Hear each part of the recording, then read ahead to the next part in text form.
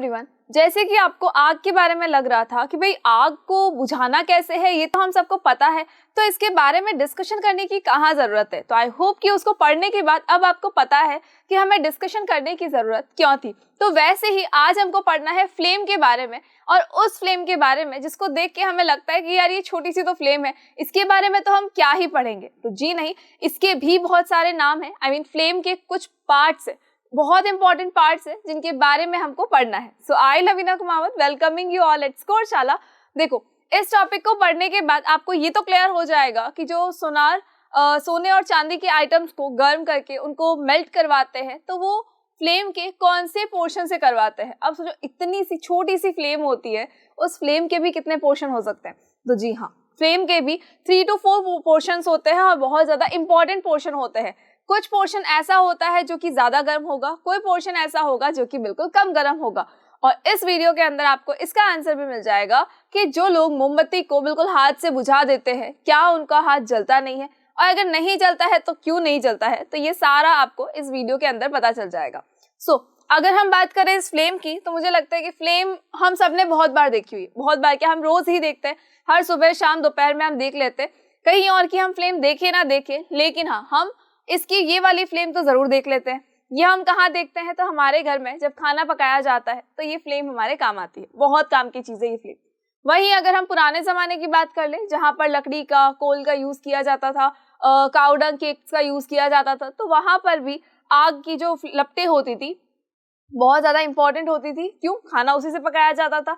जब तक कि आग के बारे में नहीं पता चला था और जब तक आग की लपटों के बारे में हमको नहीं समझ आया था, तब तक इंसान क्या कर रहा था, हमेशा सिर्फ कच्ची चीजें ही खा रहा था। क्यों? क्योंकि जब आग की लपटें तो थी ही नहीं, तो खाना पकाएगा कैसे। तो जब ये लपटें हमें नजर आई या ये लपटें हमको दिखाई दी, जब से हमने इनको यूज करना शुरू किया है, तब से हमारा खाना पकाने का काम कितना आसान हो गया है। और साथ ही साथ पहले के लोग क्या करते थे, चिमनी जला के या कैंडल्स जला के क्या किया करते थे, अपने घर में रोशनी किया करते थे, दिए जलाकर रोशनी किया करते थे। अभी दिवाली के दिन भूल गए हो क्या? तो दिए जलाकर जो रोशनी की जाती है उसमें भी ये फ्लेम बहुत ज्यादा काम आती है। बट सोचने वाली बात ये है कि ये जो फ्लेम है, यही फ्लेम और एक ये फ्लेम, अगर हम इन दोनों के बीच में कंपैरिजन करें, तो मुझे लगता है कि हम ज्यादा प्रायोरिटी लाइट के मामले में हम इसको प्रायोरिटी देंगे। क्यों देंगे? बिकॉज इससे तो कोई लाइट होगी ही नहीं। भाई, जब घर में लाइट चली जाती है तो हम क्या करते हैं? क्या हम इस वाली फ्लेम को देखते हैं या हम इस वाली फ्लेम की तरफ मुड़ते हैं? ऑब्वियस सी बात है, हम कैंडल जलाएंगे, हम जाके अपना गैस ऑन नहीं करेंगे। भाई, जाके गैस को ऑन कर दिया, बर्नर चलो ऑन भी हो गया, ये फ्लेम आने भी लग गई है, लेकिन क्या इससे रोशनी होगी? नहीं होगी, बिल्कुल भी नहीं होगी। लाइट जाते से ही सबसे पहले अगर कैंडल हमारे दिमाग में आ रही है, तो ऑब्वियस सी बात है कि हमें भी सोचना चाहिए कि भाई ये क्यों नहीं आ रहा दिमाग में। और अगर ये लाइट नहीं दे रहा है, दैट्स वाई हम सोच रहे हैं कि नहीं भाई, ये लाइट हमको देगा तो हम लाइट जाने पर इसी का यूज करेंगे, लेकिन ये हमको लाइट नहीं दे रहा तो हम इसका यूज नहीं करेंगे। लेकिन है तो ये भी आग ही है, ये भी आग, दोनों ही क्या है, फ्लेम है, आग की लपटें है। आग की लपटें है अगर, तो दोनों को क्या देनी चाहिए, रोशनी देनी चाहिए। लेकिन सिर्फ एक फ्लेम ऐसी है जो रोशनी दे रही है, सेकंड वाली फ्लेम नहीं दे रही है। इसका रीजन क्या है? तो इसका रीजन हम अभी जानते हैं, लेकिन उससे पहले हम ये देख ले कि ये जो फ्लेम है, इनके अंदर इतना डिफरेंस क्यों है। देखो, बेसिकली जो फ्लेम होती है वो होती क्या है, सबसे पहले हम ये जानेंगे, उसके बाद मैं आपको इसका आंसर बताऊंगी। तो वीडियो को आपको एंड तक देखना है ये आंसर जानने के लिए कि भाई ये जो फ्लेम है ये लाइट नहीं दे रही है, लेकिन ये फ्लेम लाइट दे रही है, जबकि है तो दोनों आग ही। चल, तो फ्लेम क्या होती है? सबसे पहले देखो, फ्लेम एक ऐसी चीज है जो कि किसी कंबस्टिबल सब्सटेंस से आएगी, ये तो हमको बहुत अच्छे से पता है।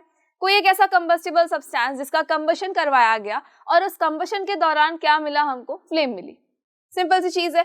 अब फ्लेम ऐसा तो है नहीं कि यार ये स्ट्रक्चर कैसा होगा, कैसा दिखता होगा, इसकी हमें जरूरत बिल्कुल नहीं है। बिकॉज फ्लेम को, जैसे कि हमने कहा कि मॉर्निंग, इवनिंग, दोपहर, सब टाइम हम फ्लेम को देखते हैं, और देखते ही हमको पता है कि हाँ ये क्या है, फ्लेम है। किसकी है? आग की है। फाइन। आग की फ्लेम को बेसिकली हम लपटे भी बोल सकते हैं, हिंदी में बेसिकली लपटे ही कहा जाता है ना। अब ये फ्लेम होती क्या है? तो देखो, a flame is a region where combustion or burning of gaseous substances takes place। जब किसी भी गैसियस सब्सटेंस को बर्न किया जाएगा तो उससे क्या निकलेगी? फ्लेम निकलेगी।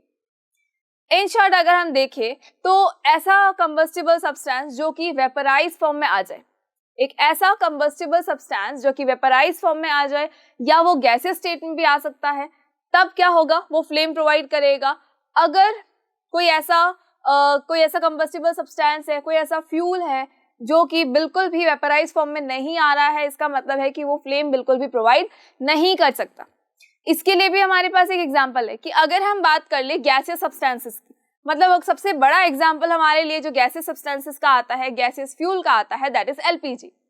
एलपीजी एक ऐसी गैस है जिसका हम रोज यूज करते हैं हमारे घर में, वो एनी टाइम प्रेजेंट होती है और मुझे लगता है फंक्शंस के टाइम तो उसकी क्वांटिटी भी हम बढ़ा देते हैं। ये होता नहीं है कि गैस सिलेंडर्स हम एक्स्ट्रा मंगवा के रखते हैं, क्यों कि अगर गेस्ट आ गए और बाई चांस हमारा गैस सिलेंडर खत्म हो गया तो फिर हम कहाँ से लाएंगे।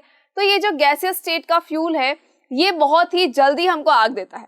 हमें पता है कि इस गैसियस सब्सटेंस से, इस गैसियस फ्यूल से क्या होता है, हमें आग की फ्लेम मिलती है और उससे हम हमारा खाना पका लेते हैं। कैसे मिलती है, तो ये हमको पता है कि जब भी गैस सिलेंडर का नोब ऑन किया जाता है तो उसके पाइप में से क्या आएगा, एलपीजी निकलना शुरू हो जाएगी। और उसके बाद जब हम गैस बर्नर का नोब ऑन करेंगे तो उस पाइप के थ्रू होल से गैस जो है बाहर आना शुरू हो जाएगी। ऑलरेडी वो गैसियस स्टेट के अंदर ही है। अब जैसे ही हमने लाइटर की स्पार्क दी या फिर हम उसके पास मैच स्टिक लेकर गए तो क्या होगा, तो होगा ये कि जो गैस है हमारा वो जलना शुरू हो जाएगा, यानी जो गैस बर्नर है उसके ऊपर आग की लपटें आ जाएंगी। और वो लपटें कौन सी होंगी, वो ब्लू कलर की लपटें होंगी, और वो ऐसी लपटें होंगी जो कि हमको लाइट प्रोवाइड नहीं करेंगी। और अगर हम बात करें किसी और सब्सटेंस की, मतलब हमने अभी क्या कहा कि एक ऐसा सब्सटेंस जो कि अपनी गैसियस स्टेट में है या वेपराइज फॉर्म के अंदर है, वो तो फ्लेम प्रोवाइड करेगा। लेकिन हमको पता है कि जब हम कैंडल को जलाते हैं तब भी तो फ्लेम आती है। कैसे आ सकती है भाई, कैंडल तो वेपराइज फॉर्म में नहीं होती है, ना ही कैंडल अपनी गैसियस स्टेट के अंदर है, फिर भी वो हमें क्या दे रही है, फिर भी वो हमको जो फ्लेम है वो प्रोवाइड कर रही है। सी होता क्या है, तो भाई ये हमारी क्या है, कैंडल है। इस कैंडल के अंदर हमको पता है कि बीच में क्या लगा है, एक थ्रेड लगा है। सिंपल सी चीज है कि एक हमारे पास में है कैंडल के बीच में हमने क्या लगा रखा है, एक थ्रेड लगा रखा है। अब जैसे ही इस कैंडल को जलाया जाएगा तो कैंडल को जलाने से क्या होगा, कैंडल को जलाने से होगा ये कि जो ये यहाँ आसपास की जो वैक्स है वो हीट मिलते ही मेल्ट होना शुरू हो जाएगी। भाई इस कैंडल के आसपास में कौन है, ये देखो, ये क्या है, ये है वैक्स। अब ये जो कैंडल की वैक्स है, ये जैसे ही इसको हीट मिलेगी तो ये गर्म होना शुरू हो जाएगी और ये मेल्ट होना शुरू हो जाएगी, और ये कौन सी स्टेट में आ जाएगी, लिक्विड स्टेट के अंदर आ जाएगी। तो वैक्स अभी कौन सी स्टेट में आ गई है, लिक्विड स्टेट में आ गई है। अब जब जो वैक्स है वो लिक्विड स्टेट में आ गई है तो वो इस जो ये थ्रेड है हमारा, उस थ्रेड के थ्रू ऊपर की तरफ आने की कोशिश करेगी, उस थ्रेड के अंदर की तरफ आएगी। अब जनरली अगर हम बात करें तो एक दिया लेते, चलो इसको एक बार छोड़े, और अगर हम दिए का एग्जाम्पल लें तो आप इसको ज्यादा अच्छे से समझ पाएंगे कि दिए के अंदर जब हम ऑयल डाल देते हैं और उस ऑयल के साथ में क्या डाला जाता है, एक रुई की बाती डाली जाती है, और उस रुई की बाती को जब थोड़ी देर के लिए उसके अंदर रखते हो तो आप ये नोट करते हो कि जो रुई की बाती आउटर साइड में थी, भाई ये हमारा क्या है, दिया है। इस दिए के अंदर ये जो रुई की बाती है, इस बाती के अंदर यहाँ तक तो फिर भी हमारे पास ऑयल जो है वो था, आउटर साइड में ऑयल नहीं था। लेकिन धीरे धीरे क्या होता है, धीरे जो है ये ऑयल जो है ये यहाँ तक फैलता है, फिर ये थोड़ा और आगे तक फैलना शुरू हो जाता है। वही सेम प्रोसेस इस कैंडल के साथ में होता है। कैंडल में भी क्या होगा, हीट मिलते ही वैक्स जो है वो मेल्ट होना शुरू हो जाएगी, और वही वैक्स इस थ्रेड के अंदर आ जाएगी और ऊपर की तरफ आना शुरू हो जाएगी। ऊपर की तरफ कैसे आएगी, तो कैपिलरी एक्शन की वजह से आएगी। तो देखो यहाँ हुआ क्या, बेसिकली ये हमारी होगी कैंडल, इस कैंडल के अंदर का ये थ्रेड है, ठीक है, कैंडल के अंदर ये थ्रेड है। अब क्या होगा, जैसे ही हम यहाँ पर लॉ लेकर आएंगे, जैसे ही हम यहाँ पर लॉ के लेकर आएंगे, कौन सी लॉ, एक मैच स्टिक की लॉ, एक मैच स्टिक लेकर आएंगे, मैच स्टिक में लगी हुई है अभी आग की लॉ। अब ये जो लॉ है इसको जैसे ही हम इस थ्रेड के पास लेकर आएंगे तो एक बार ऐसा नहीं है कि लाते से ये जलना शुरू हो जाएगा, नहीं, हाथों हाथ ये अपने इग्निशन टेम्परेचर तक नहीं पहुंचेगा। होगा क्या, यहाँ से थोड़ी सी जो वैक्स है वो मेल्ट होना शुरू होगी, यहाँ से वैक्स मेल्ट होना शुरू होगी। अब क्या होगा, जो वैक्स मेल्ट हो चुकी है वो लिक्विड फॉर्म में आ चुकी है अपने। अब ये वैक्स क्या करेगी, इस थ्रेड की तरफ ऊपर की तरफ मूव करने की कोशिश करेगी। क्यों, कैपिलरी एक्शन की वजह से। कैपिलरी एक्शन के थ्रू ये जो वैक्स है ये इस थ्रेड के अंदर की तरफ मूव कर जाएगी, अपस्टेयर्स में, यानी अप साइड में जाएगी, ऊपर की तरफ जब ये जाएगी, और जब इसको ये लॉ मिलेगी यानी आग मिलेगी या इसको हीट प्रोवाइड की जाएगी मैच स्टिक के थ्रू, तब क्या होगा कि ये जो वैक्स है ये अपनी वेपराइज फॉर्म में आने की कोशिश करेगी, बिकॉज ये अपने इग्निशन टेम्परेचर तक पहुंच जाएगी। और जब ये अपने वेपराइज फॉर्म में आ जाएगी यानी गैसियस स्टेट में आ जाएगी, तब क्या होगा, हमें फ्लेम नजर आने लगेगी। तो एज आई टोल्ड यू कि जो गैसियस सब्सटेंस होता है या जो गैसियस स्टेट का फ्यूल होता है, सिर्फ वही एक ऐसा है जिसके अंदर फ्लेम हमको नजर आएगी, अदरवाइज हमें फ्लेम नजर नहीं आ सकती। तो कोई अगर किसी चीज का कंबशन हो भी रहा है तब भी क्या होगा, फ्लेम के लिए उसका वेपराइज फॉर्म में होना, उसका गैसियस स्टेट में होना बहुत ही ज्यादा जरूरी है। अगर कोई ऐसा फ्यूल है जो ऑलरेडी गैसियस स्टेट के अंदर ही है, तब तो क्या होगा, जब भी हम उसको जलाएंगे वो हमेशा एक फ्लेम के साथ में जलेगा। हमेशा गैसियस स्टेट का जो फ्यूल होगा वो अपनी फ्लेम के साथ में जलेगा। तो यहाँ पर भी यही हुआ, कैंडल जो थी भले ये लिक्विड स्टेट था, ये गैसियस स्टेट में नहीं था, लेकिन फिर भी क्या हुआ, यहाँ पर जो कैंडल है इसकी जो वैक्स है वो लिक्विड स्टेट में आ गई थी हीट मिलते ही। जब ये लिक्विड स्टेट में आई तो ये ऊपर की तरफ इस थ्रेड के अंदर चली गई। अब जब हमने इसको हीट प्रोवाइड की थी तो जो वैक्स है वो धीरे धीरे अपने इग्निशन टेम्परेचर तक पहुंच गई और वो अपने वेपराइज फॉर्म में आने की कोशिश करने लगी। जब ये अपनी वेपराइज फॉर्म में आएगा या जब ये अपनी गैसियस स्टेट के अंदर आ जाएगा, तब क्या होगा, यहाँ पर हमको फ्लेम नजर आएगी। दैट मीन्स कि यही एक तरीका है जिसकी वजह से जो कैंडल है वो हमेशा जलती है। नाउ सेम प्रोसेस यहाँ हमारे लैंटर्न में भी होता है। इस लैंटर्न के अंदर भी आपने देखा होगा नीचे की साइड में एक टैंक होता है जिसके अंदर क्या होता है, ऑयल फिल्ड होता है, यानी केरोसिन उसके अंदर फिल्ड होता है। उसके बाद ऊपर की तरफ एक बाती निकाली जाती है। आपको पता होगा ये बहुत पहले यूज किए जाते थे लैंटर्न्स बेसिकली। यहाँ पर नीचे की साइड में क्या होता था, नीचे की तरफ एक टैंक होता था। उस टैंक के अंदर क्या होता था, उस टैंक के अंदर होता था केरोसिन। अब उसके अलावा ऊपर की साइड में एक बाती निकाली जाती थी और वो बाती कैसे जलती थी, जबकि फ्यूल तो नीचे है, वो बाती ऐसे जलती थी कि जो केरोसिन था उसके अंदर वो उसको अपने कैपिलरी एक्शन से ऊपर की तरफ ले लेती थी। और जब वो जो बाती है वो बिल्कुल उसके ऊपर अभी केरोसिन भी है, जैसे ही हम इसको हीट प्रोवाइड करेंगे तो हीट प्रोवाइड करते टाइम क्या होगा, हीट प्रोवाइड करते टाइम पर ये जो बाती है ये जलना शुरू हो जाएगी, बिकॉज इसके अंदर प्रेजेंट जो केरोसिन होगा भले ही वो लिक्विड स्टेट में, लेकिन वो अपने इग्निशन टेम्परेचर तक पहुंच जाएगा और उसके बाद वो वेपराइज फॉर्म में आ जाएगा और वो गैसियस स्टेट में आ जाएगा। दैट इज वाई उसकी जो फ्लेम है वो हमको नजर आने लगेगी। आई होप कि आपको इतनी चीज क्लियर हो गई है कि जो फ्लेम है ये कैसे आती है। अब एक क्वेश्चन और हमारा ये है कि भाई जब हम गैसियस स्टेट की बात कर रहे हैं कि ठीक है गैसियस स्टेट में होगा तो कोई फ्यूल जो है वो कंबशन करेगा और साथ ही साथ हमको फ्लेम भी देगा, लेकिन ये जो सॉलिड फ्यूल्स होते हैं क्या इनकी भी कोई फ्लेम होती है? अगर हम बात करें चारकोल या कोल की, तो ये क्यों नहीं फ्लेम प्रोवाइड करता? बिकॉज इसके अंदर कभी भी ये अपनी वेपराइज फॉर्म में नहीं आएगा। चाहे आप कोल को कितना भी जलाने की कोशिश कर लो, कोल अपनी वेपराइज फॉर्म में नहीं आ सकता, यानी ये गैसियस स्टेट में नहीं आ सकता। दैट इज वाई इसके अंदर कभी भी हमको फ्लेम नजर नहीं आती है। हमेशा ये जलता हुआ रहेगा, ये सुलगता रहेगा, लेकिन कभी भी हमें इसके अंदर फ्लेम नजर नहीं आएगी। क्यों नहीं आएगी फ्लेम नजर? बिकॉज ये क्या है, भले ही अपनी सॉलिड स्टेट में, लेकिन ये अपनी गैसियस स्टेट में जा ही नहीं रहा है। ये गैसियस स्टेट में अगर नहीं जाएगा, जब तक गैसियस स्टेट नहीं मिलेगी फ्यूल को, तब तक वो फ्लेम प्रोवाइड नहीं कर सकता। भले ही वो फ्यूल जलेगा, कंबशन भी होगा उसका, लेकिन उसकी फ्लेम हमको नजर नहीं आएगी, बिकॉज फ्लेम होगी ही नहीं। दैट इज वाई ये जो कोल और चारकोल होते हैं ये जब जलते हैं, जब इनका कंबशन होता है, तो हमको कभी भी इसके अंदर फ्लेम नजर नहीं आती है। फाइन, चलो now all the gases which undergo combustion or burn produce flame। सारी ही गैसेस जिसका कंबशन होता है वो क्या करती है, फ्लेम को प्रोड्यूस करती है। अब एक चीज और है हमारे पास में कि भाई ठीक है, हमको ये तो समझ में आ गया कि फ्लेम बेसिकली होती क्या है और कौन कौन उनको प्रोड्यूस कर सकता है। अब कौन कौन में सिर्फ इतना ही याद रखना है कि जो अपनी गैस स्टेट में आ जाएगा, जो वेपराइज फॉर्म में आ सकता है, वो क्या करेगा, वो फ्लेम प्रोवाइड करेगा, प्रोड्यूस करेगा। अदरवाइज ऐसे भी फ्यूल है जो कि फ्लेम बिल्कुल भी प्रोड्यूस नहीं करेंगे, भले ही उनका कंबशन जो है वो हो रहा है। और सबसे बड़ा एग्जांपल कौन सा है इसका, कोल एंड चारकोल है।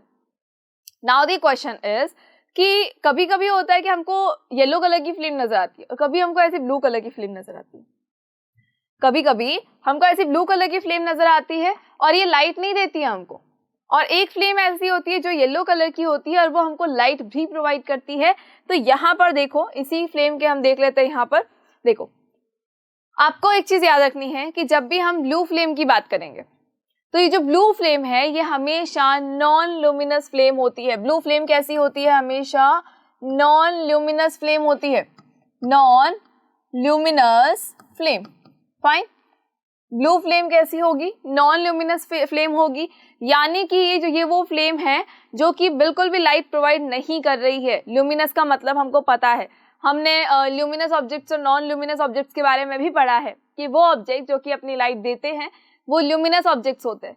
लेकिन जब हम नॉन ल्यूमिनस की बात करते हैं तो नॉन ल्यूमिनस का मतलब जो लाइट नहीं देते हैं। तो नॉन ल्यूमिनस फ्लेम का मतलब ऐसी फ्लेम जो कि लाइट प्रोवाइड नहीं करेगी। तो there is a blue flame जो कि हमको लाइट प्रोवाइड नहीं कर रही है। हम ये बार बार ब्लू फ्लेम क्यों बोल रहे हैं, तो इसका आंसर तो अभी आपको पता चल जाएगा थोड़ी देर में। लेकिन याद हमेशा यही रखना है कि ब्लू फ्लेम आई है, नॉन ल्यूमिनस फ्लेम है, लाइट प्रोवाइड नहीं कर रही है तो नॉन ल्यूमिनस फ्लेम है, बिकॉज ब्लू फ्लेम है ये।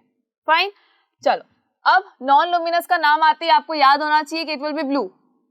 हमेशा एक ब्लू ही ऐसी फ्लेम होती है जो कि नॉन ल्यूमिनस फ्लेम होती है, जो लाइट प्रोवाइड नहीं करेगी, सिर्फ हीट प्रोवाइड करेगी। आप अपना खाना पका सकते हो इसके अंदर, इवन अगर कोई पर्सन गलती से इसको टच भी कर ले, गलती से अगर अपने हाथ रख दिया यहाँ पर तो हाथ जल भी सकता है, लेकिन कभी भी ये लाइट नहीं देगी हमको। आप कितनी भी कोशिश कर ले लाइट तो नहीं मिलने वाली है। नाउ एक हमारे पास और फ्लेम है, दूसरी फ्लेम है जो कि येलो कलर की है, बिकॉज एक डिफरेंस हमने देखा, ये लाइट नहीं दे रही है, वो लाइट दे रही है। तो ध्यान से देखने पर हमको ये समझ में आया कि भाई एक ब्लू कलर की फ्लेम है जो लाइट नहीं देगी। एक हमारे पास में है येलो कलर की फ्लेम, एक हमारे पास में क्या है, येलो कलर की फ्लेम है। और ये जो येलो कलर की फ्लेम है ये ल्यूमिनस फ्लेम है। ये जो येलो कलर की फ्लेम है ये कैसी फ्लेम है, ये है ल्यूमिनस फ्लेम। ल्यूमिनस फ्लेम का मतलब क्या होता है, जो कि हमको लाइट प्रोवाइड करती है, जो कि लाइट प्रोड्यूस करेगी, लाइट हमको देगी, लाइट एमिट करेगी। अब ये एक ऐसी फ्लेम है जो कि हमको लाइट दे रही है, बिकॉज जब भी लाइट जाती है हम या तो लेंटर्न्स को ढूंढने लग जाते हैं या हम कैंडल्स को ढूंढने लग जाते हैं, बिकॉज उन्हीं से क्या होगा, लाइट लगेगी।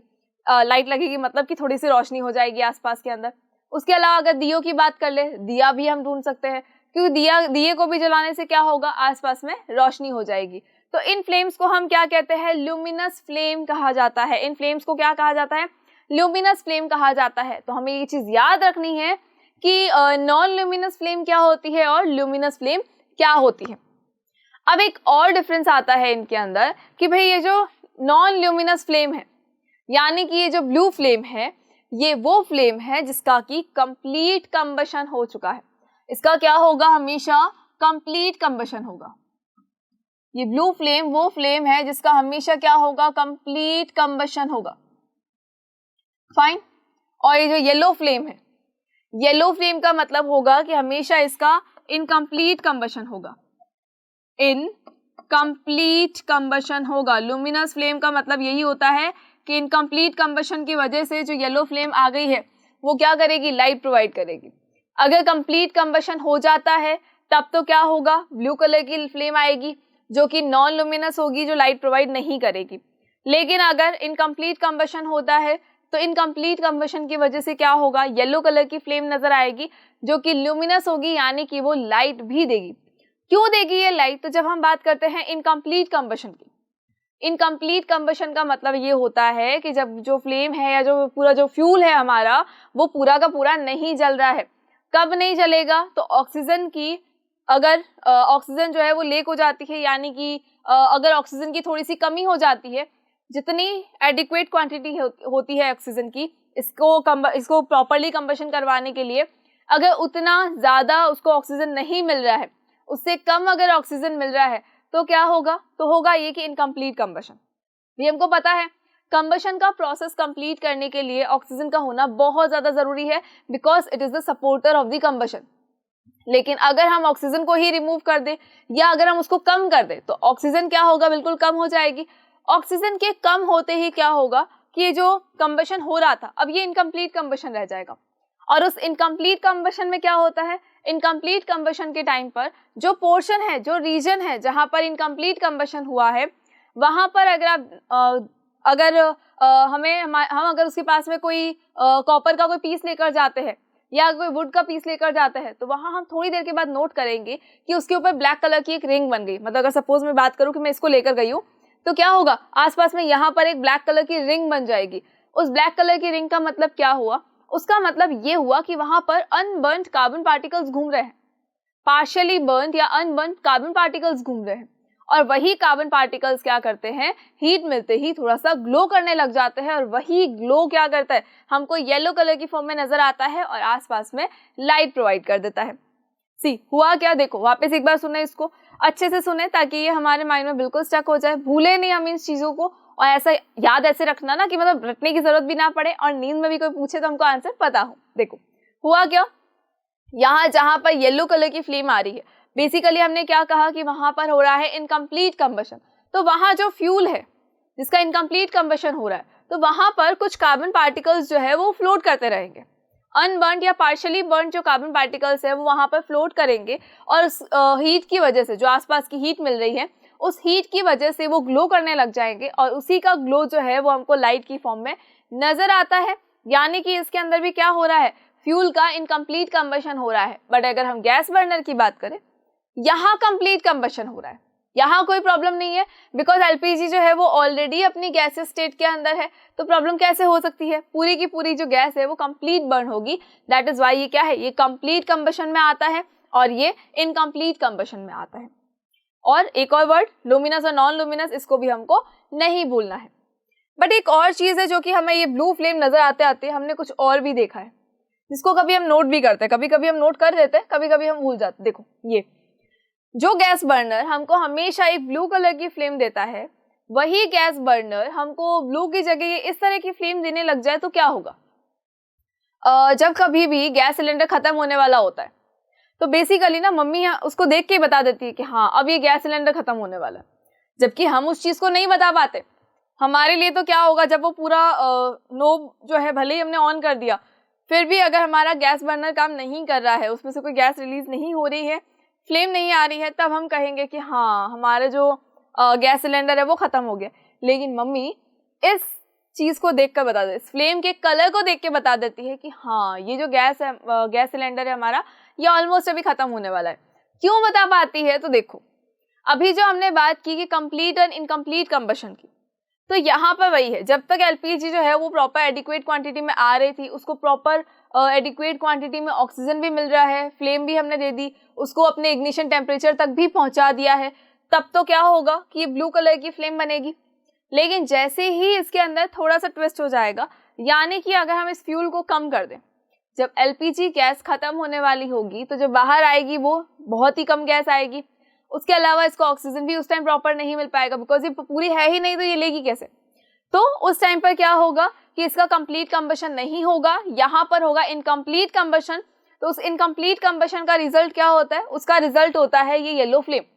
और इसी येलो फ्लेम को देखकर मम्मी हमेशा बता दिया करती है कि हाँ ये जो गैस सिलेंडर है अब हमारा खत्म होने वाला है, बिकॉज की फ्लेम का कलर चेंज हो गया है। तो आई होप कि अब आपको भी ये चीज पता रहेगी कि हाँ फ्लेम का कलर चेंज हो गया है, इसका मतलब क्या हो रहा है, इनकम्प्लीट कंबशन हो रहा है, बिकॉज एलपीजी जो है वो एडिक्वेट क्वांटिटी में नहीं आ पा रही है। यहाँ पर हो रहा है कंप्लीट कंबशन और यहाँ पर फ्लेम क्यों नहीं है, बिकॉज ये अपनी वेपराइज फॉर्म में नहीं है और ये अपनी गैस स्टेट में नहीं आ सकता। दैट इज वाई यहाँ पर फ्लेम बिल्कुल भी नहीं होने वाली है। फाइन, तो आई होप कि इतनी चीज आपको क्लियर हो गई है। नाउ अब देखो मैच स्टिक को क्यों छोड़े भाई, इसकी भी तो फ्लेम हम यूज करते हैं, तो एक बार इसको भी हम देख लेते हैं। सी when the matchstick catches fire or is burnt, जब भी किसी मैच स्टिक को जलाया जाता है या इसके अंदर आग लगाई जाती है, the heat released due to the burning of chemicals on the match head, जो हीट रिलीज होगी है भाई, इसको जलाया तो क्या होगा, इसका ये जो हेड है इसके कंबशन की वजह से यहाँ पर क्या होगा, हीट जनरेट होगी, हीट प्रोड्यूस होगी। now partly decomposes the wood to form wood gas। अब ये फ्लेम क्या करेगी, ये धीरे धीरे जो है ये इस वुड को, ये जो छोटा सा पीस है ना जो ये वुड का, इसको भी जलाने की कोशिश करेगी, इसको भी पार्टली जो है वो डिकम्पोज कर देगी, ताकि उससे क्या निकले, वुड गैस निकले, वुड गैस उससे रिलीज हो। और जब वुड गैस रिलीज होगी तो उस गैसेस स्टेट की वजह से, उस फ्यूल के गैसेस स्टेट की वजह से क्या होगा, ये जो फ्लेम है ये हमको नजर आने लगेगी। Now the wood gas then catches fire and produces a flame. Basically हुआ क्या, जब आपने मैच स्टिक को जलाने की कोशिश की तो ये जो मैच स्टिक का ये जो ऊपर केमिकल लगा है, इसको क्या, ये क्या करेगा, ये हीट प्रोड्यूस करेगा। ये जो केमिकल है ये क्या करेगा, इसके जलने की वजह से क्या होगा, हीट प्रोड्यूस होगी इसके हेड पे। जब हीट प्रोड्यूस होगी तो ये जो वुड है, इस वुड को भी ये डिकम्पोज करने की कोशिश करेगा, जिसकी वजह से एक वुड गैस निकलेगी और वही वुड गैस जो होती है वो जलती है, यानी कि हमको फ्लेम की फॉर्म में नजर आ जाती है। दैट इज वाई जब मैचस्टिक को जलाया जाता है तो उसमें से क्या निकलती है, फ्लेम भी निकलती है, अदरवाइज इसमें से भी फ्लेम नहीं निकलती। फाइन, चलो और आगे आ जाओ। अब ये एक बहुत ही इंपॉर्टेंट चीज़ है भाई, हमने फ्लेम के बारे में पढ़ लिया कि बेसिकली होती क्या है, लुमिनस है, नॉन लुमिनस है, कंप्लीट कंबशन हुआ नहीं हुआ, ये सारी चीज़ें ऑलरेडी हमने देख ली। Now the important thing is कि इसका स्ट्रक्चर क्या होता है, ये एग्जाम में भी कई बार पूछ लिया जाता है। तो देखो, जब आपने इसको अगर कभी ध्यान से देखा हो तो आपने नोटिस किया होगा कि भाई सेंटर में यहाँ पर क्या होता है, एक ब्लैक कलर का पोर्शन होता है। कभी भी कैंडल को जलाने के बाद में नोट किया हो, नहीं तो आज करना एक बार कैंडल जला के, कि यहाँ सेंटर में क्या होता है, एक ब्लैक कलर का पोर्शन होता है। फाइन, और इस ब्लैक कलर के पोर्शन के ऊपर यहाँ पर होती है एक रेड कलर की फ्लेम, सॉरी येलो कलर की फ्लेम। यहाँ पे क्या होती है, येलो कलर की फ्लेम होती है। अब इस येलो कलर के ऊपर की फ्लेम का अगर हम देखेंगे तो यहाँ पर होती है क्या, रेड कलर की फ्लेम, और इस रेड के ऊपर बहुत ही बारीक लाइन होती है किसकी, ब्लू कलर की। बहुत ही बारीक लाइन किसकी होती है, ब्लू कलर की होती है।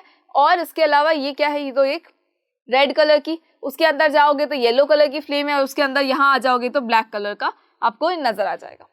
फाइन, और यही इसके पोर्शंस होते हैं, यही जो है वो कैंडल के जो कैंडल की जो फ्लेम है उसके पार्ट्स होते हैं।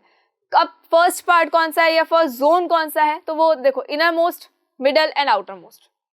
सबसे बाहर वाला जोन है आउटर जोन है, सबसे अंदर वाला जोन है इनर जोन है, सेंटर में है वो मिडल जोन है। सिंपल सी चीज है ये तो। चलो नाउ अब होगा क्या, होगा ये कि ये जो सेंटर वाला है, सबसे पहले हम इसको देखते हैं कि ये ब्लैक कलर का क्यों है। ये ब्लैक कलर का इसलिए है बिकॉज यहाँ पर अनबर्न्ट वैक्स है।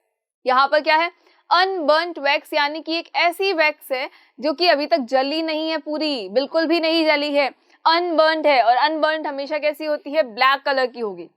अनबर्न्ट हमेशा कैसी होगी, वैक्स वेपर ब्लैक कलर की होगी। भाई यहाँ पर जो है अनबर्न्ट वैक्स वेपर है जो कि क्या है, जली नहीं है अभी तक, दैट इज वाई वो कैसी है, ब्लैक कलर की। अब यहाँ जो वैक्स की वेपर बनी है, इस पोर्शन के अंदर जो यहाँ वैक्स की वेपर बनी है, धीरे धीरे धीरे क्या होगा भाई, कुछ तो अनबर्न्ट है, ठीक है, अंदर की तरफ है वो अनबर्न्ट है। थोड़ा और अगर जब बाहर आएंगे, उस इनर से मिडल तक आएंगे, तो हमको पता चलेगा कि भाई कुछ वैक्स वेपर ऐसा है जो कि पार्शियली बर्न्ट हुआ है। पार्शियली बर्न्ट होगा तो कैसा निकलेगा, येलो कलर की फ्लेम निकलेगी। क्यों होगी, हमने अभी कहा था इनकम्प्लीट कंबशन, मिडल जोन में क्या होता है, हमेशा इनकम्प्लीट कंबशन होता है, और इसी इनकम्प्लीट कंबशन का रिजल्ट होता है ये येलो फ्लेम। इनकम्प्लीट कंबशन का ही रिजल्ट होता है कौन, येलो फ्लेम होता है, जो कि कार्बन पार्टिकल के ग्लो करने की वजह से हमको लाइट भी प्रोवाइड करता है। तो देखो, सबसे पहले अंदर की तरफ क्या था, वैक्स पेपर जो था वो अनबर्न था, अभी तक जला नहीं था। फिर थोड़ा बाहर आया तो थोड़ा जला, पार्शियली जला, तो येलो कलर की फ्लेम मिली जो कि क्या करती है, लाइट प्रोवाइड करती है, दैट इज लुमिनस फ्लेम। इस फ्लेम को हम क्या कहते हैं, लुमिनस फ्लेम भी कहते हैं। इसी फ्लेम को हमने क्या नाम दिया है, लुमिनस फ्लेम नाम दिया है।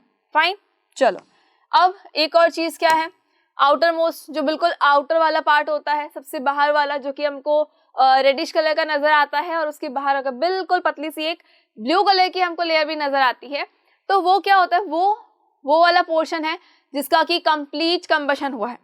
ये वो पोर्शन है जहां पर क्या हुआ है, कंप्लीट कंबशन हुआ है, एंड वो ब्लू कलर का होता है, तो हम इसे क्या कहते हैं, नॉन लुमिनस पोर्शन कहते हैं। इसको हम बोल सकते हैं नॉन लुमिनस फ्लेम। अब ये नॉन लुमिनस क्यों है, हमको पता है कि ये वो पोर्शन है जो हमको लाइट प्रोवाइड नहीं करता। हमें लाइट प्रोवाइड कौन कर रहा है, ये येलो वाला पार्ट कर रहा है। फाइन, अब जब आप सबसे बाहर आते हो जिसका कि कंप्लीट कंबशन हो चुका है, तो जब कंप्लीट कंबशन हुआ है तो हीट भी वो ज्यादा प्रोड्यूस करेगा, दैट इज वाई जो हॉटेस्ट पार्ट होता है, सबसे गर्म पार्ट होता है इस कैंडल का, वो होता है ये। अब आई होप कि आपको पता है, जिस क्वेश्चन के बारे में हमने बात की थी उसका आंसर आपको मिल गया होगा कि भाई यहाँ सेंटर में हाथ लगाते ही ये कैंडल बुझा देते हैं लोग, तो यहाँ सेंटर में ही वो क्यों टच करते, क्यों नहीं वो एक बार ऊपर टच करते। ऊपर टच करेंगे तो फर्स्ट थिंग तो ये कि आग बुझेगी नहीं, सेकेंड थिंग ये कि इतना हॉटेस्ट पार्ट होता है कि यहाँ पर हाथ जो है जलने के चांसेस होते हैं। सेंटर में देख लो, जहाँ मिडल जोन है, पार्शियल कंबशन हुआ है, फिर भी क्या होगा, यहाँ पर भी थोड़ी सी हीट होती है। हॉटेस्ट पार्ट है आउटर साइड वाला, उसके अंदर की तरफ जाओगे तो मॉडरेट हीट होती है, मॉडरेट हॉट है वो, ठीक है। उसके और अंदर चले जाओ जहां पर बिल्कुल कंबशन जो है हुआ ही नहीं है, अनबर्न्ड वैक्स वेपर जहां पर प्रेजेंट है, वहां पर अगर आप देखोगे तो बिल्कुल कम हॉटनेस होती है, बिल्कुल कम गर्म होता है वहां पर। तो वहां पर अगर हीट ज्यादा नहीं है तो यहाँ पर कोई भी पर्सन जो है टच करके कैंडल को बुझा सकता है, लेकिन ये हमको ट्राई नहीं करना है। फाइन, ये एक्सपर्ट्स की सलाह लेके फिर करना होता है, डायरेक्ट आपको नहीं करना है।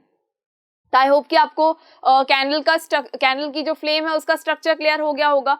अब एक क्वेश्चन और था कि सुनार जो होते हैं वो हमेशा अपने सोने और चांदी के आइटम को मेल्ट करवाने के लिए इसके कौन से जोन का यूज करते हैं। तो आई होप कि अब आपको समझ में आ गया है कि सुनार जो होता है वो हमेशा क्या करेगा, सुनार हमेशा जो हॉटेस्ट पार्ट होता है, गोल्डस्मिथ की बात कर रही हूँ मैं, जो गोल्ड के ऑर्नामेंट्स बनाता है या सिल्वर के ऑर्नामेंट्स बनाता है, तो वो अपने गोल्ड और सिल्वर को मेल्ट करने के लिए किसका यूज करेगा, हमेशा आउटर जोन का यूज करेगा। और ये आउटर जोन का ही क्यों यूज करेगा, बिकॉज यहाँ पर क्या होता है, ये हॉटेस्ट पार्ट है, ये सबसे ज्यादा गर्म पोर्शन है, इतना गर्म पार्ट है ये कि यहाँ पर सोना चांदी या कोई भी आप मेटल लेकर आओगे तो वो मेल्ट होना शुरू हो जाएगा। दैट इज वाई इसका यूज किया जाता है। और अगर कैंडल को बुझाना है तो फिर हमें यहाँ पर हाथ टच करना होगा, ताकि यहाँ पर जो अनबर्न्ड वैक्स वेपर है उसकी ज्यादा हीट नहीं होगी और ज्यादा गर्म नहीं होगा, तो हम इसको आसानी से यहाँ पर बुझा भी पाएंगे और हाथ भी लगा पाएंगे। अदरवाइज अगर गलती से भी हमने यहाँ इसको टच करने की कोशिश की तो हाथ जो है वो जलने के चांसेस थोड़े से ज्यादा होते हैं। आई होप कि आपको फ्लेम के बारे में क्लियर हो गया होगा कि भाई फ्लेम बेसिकली क्या होती है, कौन से टाइप्स की होती है, and the main important thing कि फ्लेम का स्ट्रक्चर क्या होता है। और अब आपको ये भी याद रखना है कि जो गोल्ड स्मिथ है वो सोने चांदी के आइटम बनाने के लिए गोल्ड को कहाँ पर कौन से जोन में रखता है, कैंडल के कौन से जोन में रखेगा वो फ्लेम के, तो फ्लेम के आउटर मोस्ट जोन के अंदर रखता है वो। फाइन, चलो अब आपको क्या करना है, इस टॉपिक का अच्छे से रिवीजन करना है। तो फ्लेम को छोटा ना समझे, भले ही चीज बहुत छोटी है लेकिन काम बहुत बड़े बड़े है इसके। Thank you so much.